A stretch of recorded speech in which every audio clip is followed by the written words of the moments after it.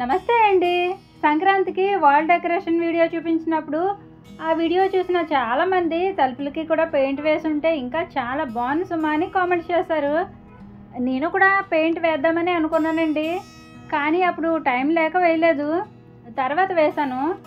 అయితే తలుపులకి మెట్లకి పెయింట్ వేస్తూ ఈ వీడియోలో మీతో చాలా ముఖ్యమైన విషయాలు షేర్ చేసుకోబోతున్నానండి. చాలామంది ఆడవాళ్ళకి ఈ వీడియో ఎంతో కొంత మోటివేషన్గాను యూస్ఫుల్గాను ఉంటుందండి. కాబట్టి వీడియోని స్కిప్ చేయకుండా లాస్ట్ వరకు చూసేసి ఒక లైక్ మాత్రం ఇచ్చేయండి. ఫస్ట్ అయితే మీ అందరికీ థ్యాంక్ యూ సో మచ్ అండి. ఎందుకంటే 2 వారాలు వీడియోస్ పెట్టకపోయేసరికి నాకేమైందో ఏంటోనని చాలామంది కంగారు పడ్డారు. ఎలా ఉన్నావు సుమా అని కామెంట్స్ చేశారు. మీకు రిప్లైస్ ఇవ్వడానికి ఆ టైంలో అమ్మాళ్ళ ఊర్లో ఉన్నానండి. అక్కడ నా ఫోన్ పనిచేయదు, అందుకే మీకు రిప్లైస్ ఇవ్వలేకపోయాను. నన్ను మీ ఫ్యామిలీ మెంబర్గా భావిస్తూ ఒక అక్కగాను, ఒక చెల్లిగాను, ఒక ఫ్రెండ్గాను నన్ను అర్థం చేసుకొని నన్ను సపోర్ట్ చేసే ప్రతి ఒక్కరికి మరొక్కసారి హార్ట్ఫుల్గా థ్యాంక్ యూ సో మచ్ అండి. సండే వీడియోస్ ఆపేద్దాం అనుకుంటున్నాను అని చెప్పాను కదండి. అలా చెప్పినందుకు కూడా హెల్త్ జాగ్రత్త సుమా. రెస్ట్ తీసుకుంటూనే వారానికి ఒక వీడియో అయినా ట్రై చెయ్యి. యూట్యూబ్లో సక్సెస్ అవ్వాలంటే చాలా కష్టం. నీకు సక్సెస్ తొందరగానే వచ్చింది. నీ వీడియోస్ బాగుంటాయి, వీడియోస్ ఆపొద్దు సుమా, కంటిన్యూ చెయ్యని కూడా సలహా ఇచ్చారు. ఎంతో కష్టపడి 30,000 మంది సబ్స్క్రైబర్స్ని పొంది మీ అందరి ప్రేమాభిమానాల్ని కూడా సంపాదించుకున్న తర్వాత ఎంత దూరం వచ్చి సడన్గా ఆపేద్దామనే ఆలోచన ఎందుకు వచ్చిందో చెప్పే ముందు ఈ తలుపులకి పెయింట్ ఎప్పుడు వేద్దాం అనుకున్నానో చూసేయండి. సంక్రాంతికి ముందు పూల కుండీలకి పెయింట్ వేసి ముగ్గులు పెట్టాను కదండి, అప్పుడే తలుపులకి కూడా పెయింట్ వేసేద్దాం అనుకున్నాను. కానీ ఓవైపు సంక్రాంతి పనులు, ఇంకోవైపు పొలం పనులు ఉన్నందువల్ల ఈ పని పెండింగ్ పడింది. అయితే అప్పుడు తలుపులకి శాండ్ పేపర్తో రఫ్ చేసేసి శుభ్రంగా కడిగి పెయింట్ వేయడానికి రెడీ చేసుకున్నాను. ఈలోగా సంక్రాంతి దగ్గర పడడంతో ప్రస్తుతానికి అలానే డెకరేట్ చేసేసి ఆ వీడియోనే పోస్ట్ చేశాను. పైగా అమ్మాళ్ళ ఊర్లో నెట్వర్క్ ఉండదు కాబట్టి వీడియోస్ అప్లోడ్ చేయడానికి ఉండదని ఉన్న వీడియోస్నే షెడ్యూల్ చేసేసి పండక్కి అమ్మాళ్ళ ఇంటికి వెళ్ళిపోయాను. ఇక టాపిక్లోకి వస్తే, నేను ఎప్పుడు మా పుట్టింటికి వెళ్ళే ముందు ఉతకాల్సిన బట్టలు, సర్దాల్సిన వస్తువులు ఎక్కడవక్కడ సర్దేసి ఇల్లంతా సర్దుకొని వెళ్తాను. అలాగే పండక్కి కూడా వెళ్ళాను. తిరిగి వచ్చేసరికి మురుకు పట్టేసిన డోర్ మ్యాట్లు, మాసిపోయిన దుప్పట్లు, ఇంటి నిండా బూజులు, జుట్టు దువ్వుకునే దువ్వెనలు కూడా చూడడానికి చాలా చిరాగ్గా ఉన్నాయండి. ఆల్మోస్ట్ నేను 2-3 వారాలు కనుక అమ్మాళ్ళ ఇంట్లో ఉంటే ఇలానే ఉంటుందిలేండి. నాకు హెల్త్ బాగాలేదని హాస్పిటల్కి చూపించడానికి కానీ లక్కీగా నాతో పాటు అమ్మ కూడా వచ్చిందండి. 2 రోజులు మా ఇంట్లో ఉండి ఇల్లంతా క్లీన్ చేసేసి వెళ్ళిపోయింది. నేను డిసెంబర్ మంత్లోనే పండగ పనులన్నీ చేసేసానండి. మా ఇల్లు రోడ్డు పక్కనే ఉంటుంది కాబట్టి ఒక్క వారం ఇంట్లో బూజులు దులపకపోయినా అన్నీ దుమ్ముగా ఉంటాయి. మామూలుగా అయితే అన్నీ నేనే క్లీన్ చేసుకుంటానండి. అయితే నాకు ఎందుకు బాధగా అనిపించిందంటే, నాకు హెల్త్ బాగాలేనప్పుడు కూడా అన్ని పనులు నేనే చేసుకోవాల్సి వస్తుందని చాలా ఫీల్ అయ్యాను. మా ఇంట్లో పరిస్థితి ఎలా ఉంటుందంటే, పిల్లలకి ఏమైనా చెప్తే మాత్రమే చేస్తారు కదండి. వాళ్ళంతటా వాళ్ళు చేయడం చాలా తక్కువగా ఉంటుంది. అలా ఓవైపు పిల్లలకి చెప్తూనే ఉండాలి, ఇంట్లో పెద్దవాళ్ళకి చెప్తూనే ఉండాలి. పిల్లలకి చెప్పినట్టు ప్రతి పని పెద్దవాళ్ళకి కూడా చెప్పలేం కదండి. మా అత్తయ్య అయినా మా వారైనా టీవీ చూస్తే టీవీలోనే లీనమైపోయి ఏమైనా చెయ్యాలేమో అనే ఆలోచనే రాదు. కానీ చెప్తే మాత్రం చేస్తారండి. కానీ రోజువారీ పనులు ప్రతిరోజు ప్రతిసారి చెప్పే ఓపిక సహనం లేక నా పని నేనే చేసుకుంటాను. మా వారైతే చెప్తే కొంచెం అర్థం చేసుకుంటారు. మా వారు ఎలాంటారంటే బొమ్మరిల్లు ఫాదర్లు అంటారు అనమాట.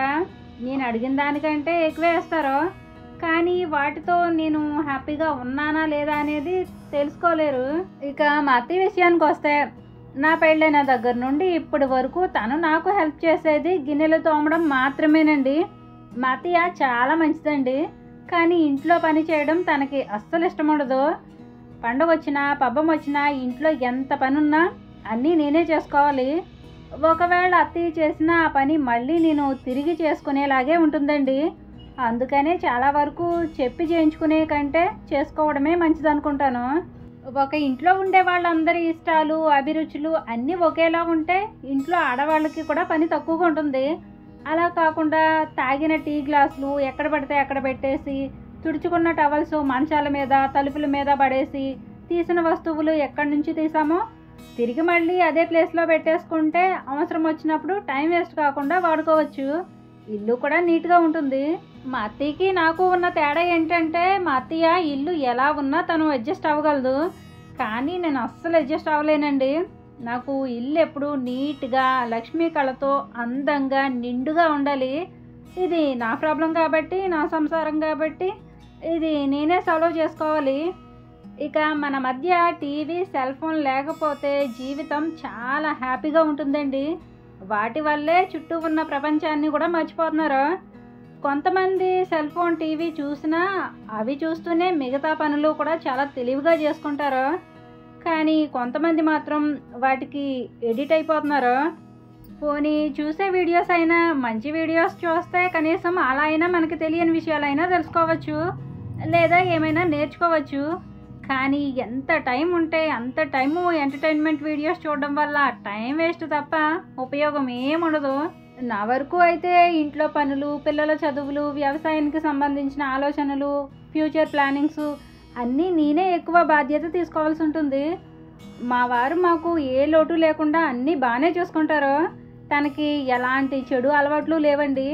కాకపోతే తనకి కష్టపడాలన్న ఆలోచన తప్ప మిగతా వాటి గురించి అంతగా అవగాహన ఉండదు.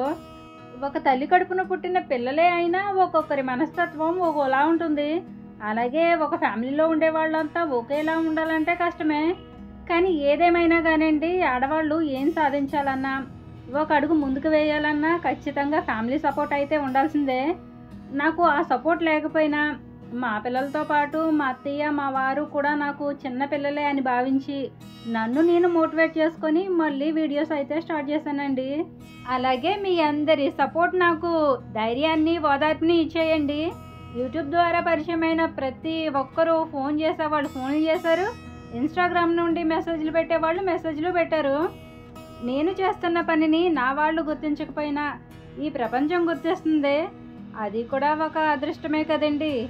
అది కూడా లేని వాళ్ళు చాలామంది ఉన్నారు. ఆ నలుగురు మూవీలో రాజేంద్ర ప్రసాద్ గారు ఏం చేసినా అది మంచి అని ఇంట్లో వాళ్ళు గుర్తించరు. నా పరిస్థితి కూడా అలానే ఉంటుందండి. కాకపోతే అందులో చదువుకున్న వాళ్ళే అయినా అర్థం చేసుకోలేరు. మా వాళ్ళు చదువుకోలేదు కాబట్టి అర్థం చేసుకోలేకపోతున్నారు. ఫ్యామిలీతో కష్టాలు కన్నీళ్ళు ప్రతి ఒక్కరి జీవితంలోనూ ఉంటాయి. మా వాళ్ళు పనులు మాత్రమే చేయరండి, కానీ కొంతమంది టార్చర్ కూడా చూపిస్తారు. ప్రతి దానికి ఆర్గ్యూ చేసేవాళ్ళు ఉంటారు. అలాంటివైతే మా ఇంట్లో ఉండవలేండి. ఇంట్లో ఏ గొడవ గోల లేకుండా చాలా ప్రశాంతంగా ఉంటుంది. నాకు హెల్ప్ చేయట్లేదనే కారణంతోనే నేను యూట్యూబ్ ఆపేద్దాం అనుకోవడం చాలా మూర్ఖత్వంగా అనిపించిందండి. ఇంతకంటే కష్టాలు పడేవాళ్ళు ఎన్నెన్నో సాధిస్తుంటే, ఆఖరికి కాలు చెయ్యి లేని వికలాంగులు కూడా గిన్నిస్ బుక్లో రికార్డు సాధిస్తుంటే మరి నేనెందుకు వెనకడుగు వేయాలి అనిపించింది. అంత పెద్ద సాహసాలు చేయలేకపోయినా కనీసం నా ఆనందం కోసమైనా, నాకంటూ ఒక గుర్తింపు కోసమైనా, చిన్న చిన్న అవసరాలకైనా నాకంటూ సంపాదన ఉండాలని, మా వారికి కూడా చేతోడు వాతోడుగా తనకి హెల్ప్ అవ్వాలని నా తాపత్రయం. ఓకేనండి, తలుపులకి గుమ్మాలకి మెట్లకి పెయింట్ వేసేసుకున్న తర్వాత గుమ్మం దగ్గర పెట్టుకోవడానికి ఈ మట్టి ముంతలను వాడాను. ఇవి మా పిల్లలు బయటకు వెళ్ళినప్పుడు ఐస్ క్రీమ్ కొనుక్కుంటే ఐస్ క్రీమ్తో పాటు వచ్చిన మట్టి ముంతలండి. చూడడానికి ముద్దుగా భలే ఉన్నాయని వీటిని గుమ్మం దగ్గర అలంకరించుకోవడానికి వాడాను. అలాగే గుమ్మానికి తోరణంలో పెట్టడానికి గంటలు పోసులు కలిపి ఉన్న చెక్క తోరణాన్ని డోర్కి అలంకరించుకున్నానండి. ఇవి నేను క్రాఫ్ట్ బజార్లో కొనుక్కున్నానండి. నేనేం కొనుక్కున్నా ఆఫ్లైన్లోనే కొనుక్కుంటానండి. ఆన్లైన్ షాపింగ్ గురించి నాకు పెద్దగా తెలీదు. ఈ వుడెన్ డోర్ హ్యాంగింగ్ మాత్రం నాకు చాలా బాగా నచ్చిందండి. దీని కాస్ట్ వచ్చేసి 900 పడిందండి. మనకి చిన్న చిన్న ఖర్చులు ఎన్నెన్నో ఉంటాయి కదండి, అందుకే మనకి ఫైనాన్షియలీ సపోర్ట్ చాలా అవసరం అండి. నేను యూట్యూబ్ ఛానల్ పెట్టాక ఇలా నాకున్న చిన్న చిన్న కోరికలన్నీ తీర్చుకోగలుగుతున్నాను. ఇంటికి వేయించిన ప్లాస్టింగ్ ఖర్చు, ఇంటి ముందున్న వాల్కేర్ ఖర్చు అంతా నా కష్టార్జితంతోనే చేపించుకున్నానండి. త్వరలో బావిలో మోటార్ కూడా వేయించుకుందాం అనుకుంటున్నాను. అలాగే రీసెంట్గా 40,000 పెట్టి ఫోన్ కొనుక్కున్నానండి. ఏంటి సుమా 40,000 పెట్టి ఫోన్ కొన్నావా అని అనుకోకండి. ఫోన్ ఉండగా ఫోన్ ఎందుకు కొనాల్సి వచ్చిందో నెక్స్ట్ వీడియోలో షేర్ చేస్తానండి. ఇప్పుడైతే గుమ్మానికి మెట్లకి పెయింట్ వేసేసిన తర్వాత డెకరేషన్ ఎలా ఉందో చూసేయండి.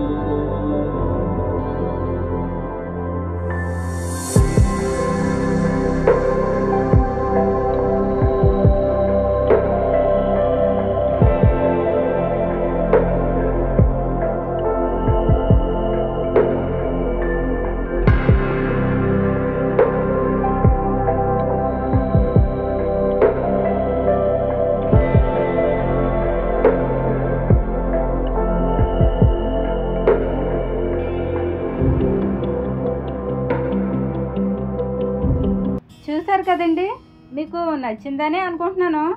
ఫైనల్గా ఈ వీడియోలో మీకు చెప్పేది ఏంటంటే, కొన్ని సందర్భాల్లో మనపై మనకుండే నమ్మకాన్ని, ధైర్యాన్ని అన్నింటినీ కోల్పోతాము. ఆ టైంలో మనల్ని అర్థం చేసుకోవట్లేదనో, ప్రేమగా ఉండట్లేదనో, సపోర్ట్ చేయట్లేదనో ఎన్నో రకాలుగా బాధపడుతూ ఉంటాం. దానివల్ల మన టైం వేస్ట్ తప్ప కలిసి వచ్చేది ఏముండదు. నేను యూట్యూబ్ ఛానల్ పెట్టకముందు ఆలోచించండి ఐశ్వర్యవంతులు గండి అనే బుక్ చదివానండి. ఆ బుక్ రాసిన నెపోలియన్ హిల్ ఇలా చెప్పాడు, నా దగ్గర డబ్బు ఉంటేనా, నేనే గనక పెద్ద చదువులు చదువుకొని ఉంటేనా, నాకే గనక ఉద్యోగం ఉంటేనా, నాకే గనక కాలం కలిసి వస్తేనా, నన్నే గనక నా ఫ్యామిలీ అర్థం చేసుకుని ఉంటేనా, నాకే గనక అవకాశం వస్తేనా, నాకే గనక ఇల్లు పిల్లలు బాధ్యత లేకుండా ఉంటేనా, నాకే గనక అప్పులు లేకుండా ఉంటేనా అని అయితేనా ఉంటేనా అనే మాటల్ని అస్సలు వాడకూడదని చెప్పాడు. ఈ మాటలన్నీ చేత కాని వాళ్ళు చెప్పే సాకులేటండి. అందరం పుట్టుకతోనే గొప్పవాళ్ళం కాదు కదండి. మనకున్న సంకల్పమే మనల్ని గొప్ప స్థాయికి తీసుకొని వెళ్తుంది. కాబట్టి ఆనందంగా ఉన్నప్పుడు ఎగిరెగిరి పడకూడదు, కష్టం వచ్చిందని కుంగిపోకూడదు. ఓకేనండి, ఈ వీడియోలో నేను ఫేస్ చేస్తున్న ప్రాబ్లమ్ని నేను ఎలా ఎదుర్కొంటున్నానో చెప్తూ నాలాంటి వాళ్ళకి మోటివేషన్ ఇవ్వాలనే ఉద్దేశంతో మాత్రమే ఈ వీడియో అండి. మరి డోర్ డెకరేషన్ మీకు ఎలా అనిపించిందో, అలాగే ఈ వీడియోపై మీ అభిప్రాయం ఏమిటో ఖచ్చితంగా కామెంట్ చేయండి. వీడియో నచ్చితే తప్పకుండా లైక్ చేయండి. మరో మంచి వీడియోతో మళ్ళీ వస్తాను. ఉంటానండి. నమస్తే.